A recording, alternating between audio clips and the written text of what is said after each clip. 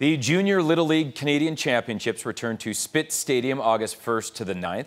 The official draw was made today. From here, the tournament chairs will construct the schedule. The host team, the Lethbridge Southwest All-Stars, will play on opening day. They were the first team out of the hat. The committee says they could always use more volunteers for this, and they are definitely in need of support from the corporate community. You know, for Lethbridge to host Canadian Championships for the Little League, it's all across Canada, so it's a huge bonanza for Little League and Lethbridge and the city itself. We'll have more details on the tournament as it approaches. On Twitter, local fans are calling it the greatest comeback ever. It might be a little heavy for that, I think. While it's certainly a stretch, though, the game last night, the Bulls' win over the Okotoks Dogs was both impressive and highly unlikely. The Okotoks Dogs scored 10 runs in the first inning. The Bulls chipped away at the Dogs, scoring 5 runs in the 8th inning to complete the comeback and win the game actually 12-11. Archie Davis claimed the win on the mound for the Bulls. The Bulls are back in action tomorrow hosting the Edmonton Prospects. A pair of Calgary Stampeders will be taking to new heights on Saturday. Running back John Cornish and safety Eric Fraser will take to the skies in a CF-18 Hornet fighter jet as part of the Alberta International Air Show. The players will be honorary members of the CF-18 National Demo Team for the day. Their flight goes at 5 o'clock, almost like real-life Top Gun for those guys. The Alberta Summer Games will kick off a week from tomorrow in Lethbridge. Organizers are still in dire need of volunteers in some key areas, including supervision and monitoring the athletes' villages, security, parking and traffic control, and about 60 people to work at the food center. And finally, if you can help, register online at 2012albertasummergames.ca or call the Games office at 403-320-7766.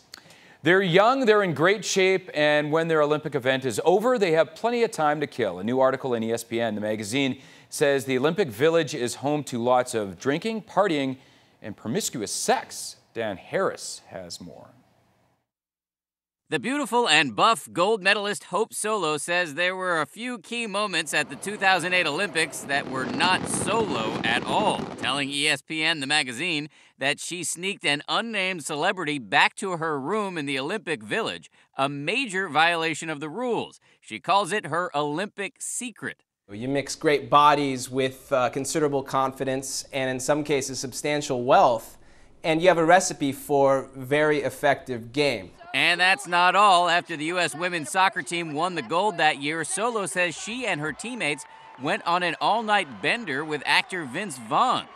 Quote, when we were done partying, we got out of our nice dresses, got back into our stadium coats, at which point she says they went on live television drunk.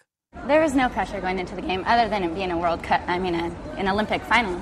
You're taking those athletes out of their natural habitat and you're dropping them into the world's largest co-ed dorm. Solo is just one of many athletes now spilling stories to ESPN about the Olympic Village, a place where reportedly officials regularly stock 100,000 condoms. In many cases, it's celebratory sex for the winners. In the case of the losers, it's a consolation prize. American javelin thrower Bro Greer tells ESPN he had sex with 3 women a day during the 2000 Olympics. Skier Carrie Scheinberg says in 1994, some German bobsledders offered her their gold medals in exchange for sex. Swimmer Ryan Lochte estimates 70 to 75% of all Olympians are having sex. As he puts it poetically, hey, sometimes you gotta do what you gotta do. John Godina, silver and bronze medalist in shot put, tells ABC News athletes go there focused, and once their job is done, they have fun. They don't necessarily go there looking for it, but things happen. You learn not to ask a lot of questions. And a comment? Informative and depressing, I have to say.